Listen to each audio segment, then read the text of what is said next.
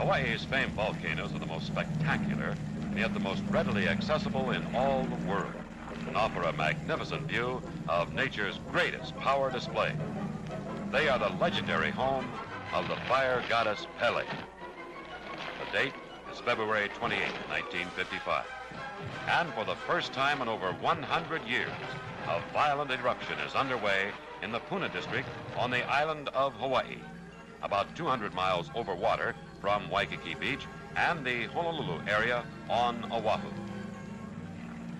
This eruption touched the lives of 1,000 people, destroying homes and valuable lands, yet there were no deaths. The mighty lava fountains and rivers have erupted on the East Rift Zone of Mauna Loa, a mountain that is the greatest single accumulation of lava on Earth, over 10,000 cubic miles in all, built up by countless eruptions down through the centuries. A rare sight as a volcano erupts in the backyard of a home with devastating results.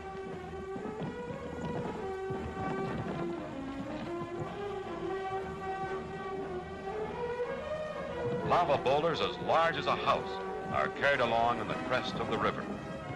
These are formed by large sections of crater rims breaking off, or maybe a portion of a lava river bank, which has been undermined. Hawaii's volcanoes have a fascination for all. It is quite true that the natives and tourists alike run to and not from the eruptions. Yet, they all have a deep respect for the fire goddess Pele, who, according to legend, is responsible for the volcanic activities, for they will occur whenever she returns to one of her many homes on the slopes of Mauna Loa. The lava rivers that flow over the land cause most of the damage. They may move swiftly, or they may just inch along, but nothing can stop their forward march.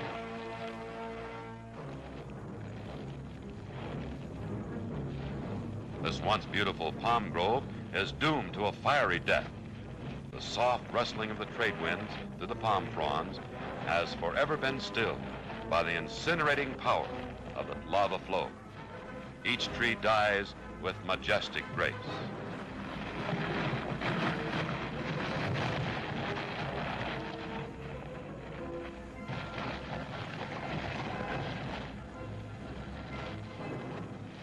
This eruption continued for 88 days.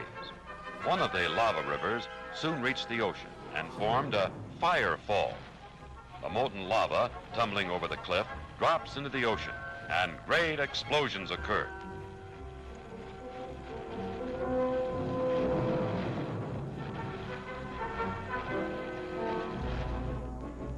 This is visual evidence of how the islands were formed, for as the lava cools, it now becomes a part of the land, slowly adding more and more shoreline.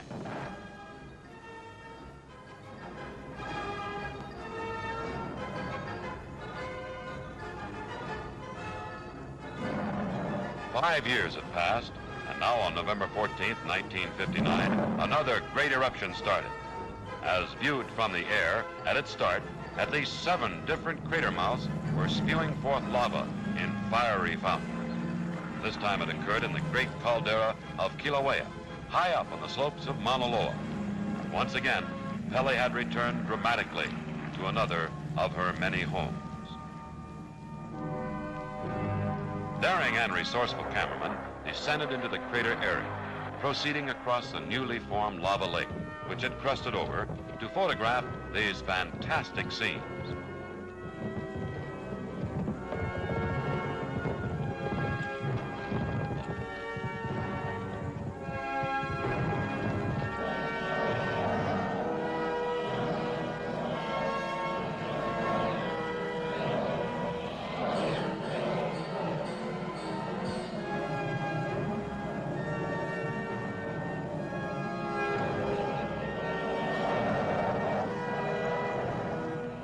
Note how this huge lava boulder has formed a perfect image of the head of Pele.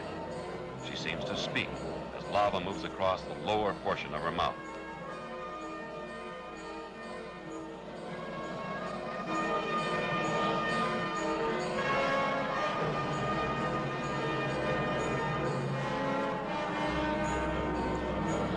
Mark Carter, award-winning volcanic photographer, moves in for a close-up shot.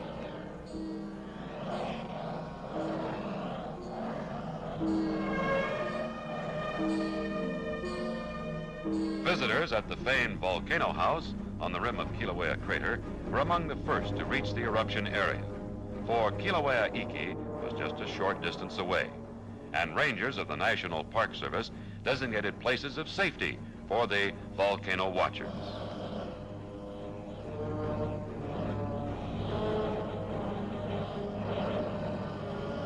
Three days after the start, the eruption again gained in fury, and fountains spurted to a height of 1,150 feet. In a week's time, the pool of lava in the crater was 300 feet deep, and it buried the vent from which the fountain had been spurting. This action continued unabated through a series of 16 eruptive phases, each lasting from 2 to 32 hours of light.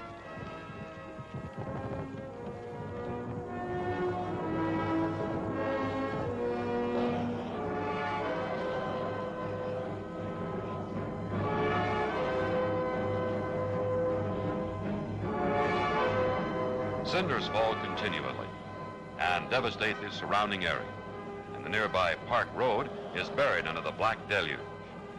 Activity goes on, and at one point, a record fountain height of more than 1,900 feet was recorded. This resulted from an unusual amount of gas present in relation to the amount of liquid lava coming out. Great whirlwinds are generated by the intense heat and swirl upwards in menacing cycles.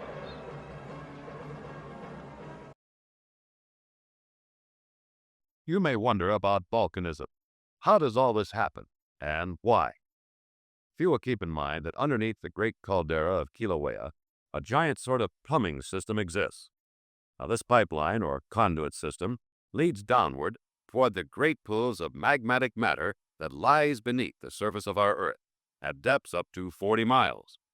This fluid matter is restlessly moving about in some unexplained manner, and its motion is indicated by the seismograph instruments on the surface in the Hawaiian Volcano Observatory on the crater's rim.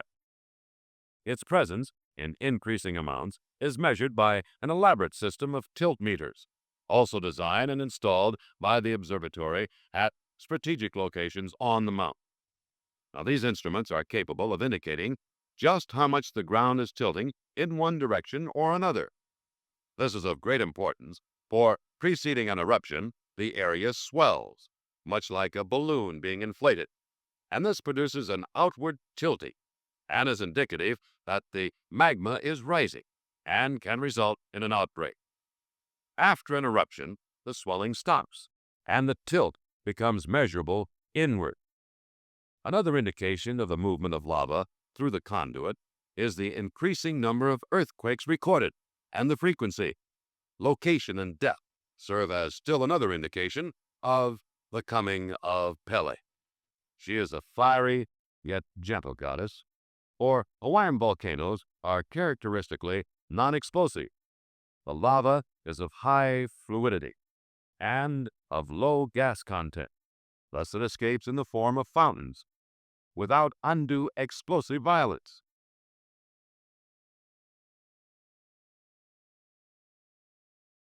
On and on it moves relentlessly, and a giant stand of palms falls victim to the searing heat.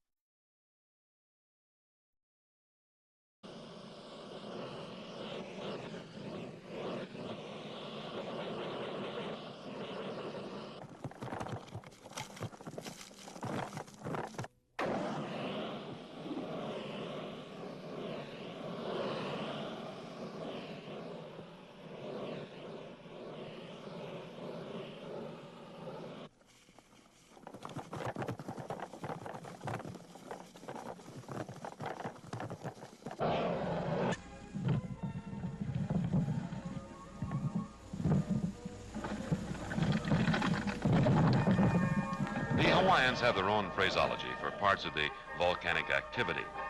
When a lava river separates into two parts and then again reunites, it leaves a piece of land, much like an island. This is called kipuka. and there are many of these on the slopes of Mauna Loa. A smooth, ropey or billowy type of lava flow has an equally smooth-sounding name, Pahoehoe. The rough, spiny, and pebbly surface of lava, which is difficult to walk on, is called A'a. While not all visitors are privileged to witness an actual eruption, there are many places where volcanic manifestations are evident. The great sulfur banks near the Volcano House can be inspected at close range. One may stumble across a real find, a piece of olivine, sort of a volcanic diamond, or maybe a lock of Pele's hair, or explore a lava tube like Thurston's, where you may walk through a lighted tunnel in which liquid lava once coursed in centuries past.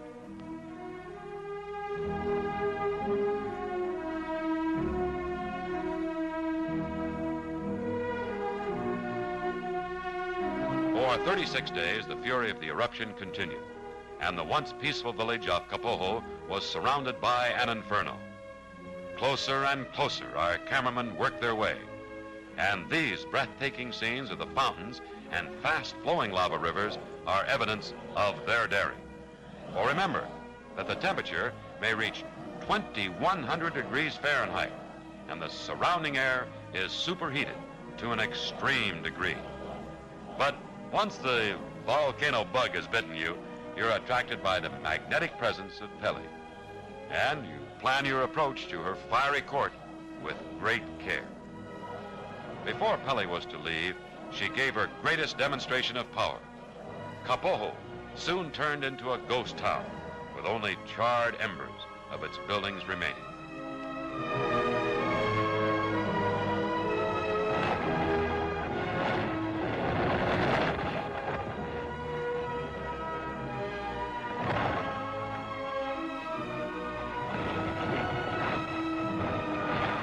It is only on the island of Hawaii that Hawaiian volcanoes are active in our time, and its main cities have been built with respect to the possibility of eruption.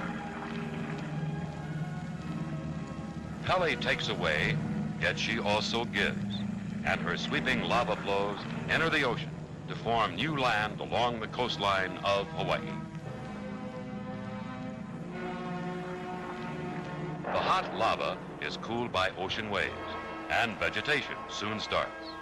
Before many months, the tiny lichen and ferns have found root, starting another life cycle on the ever-growing island of Hawaii.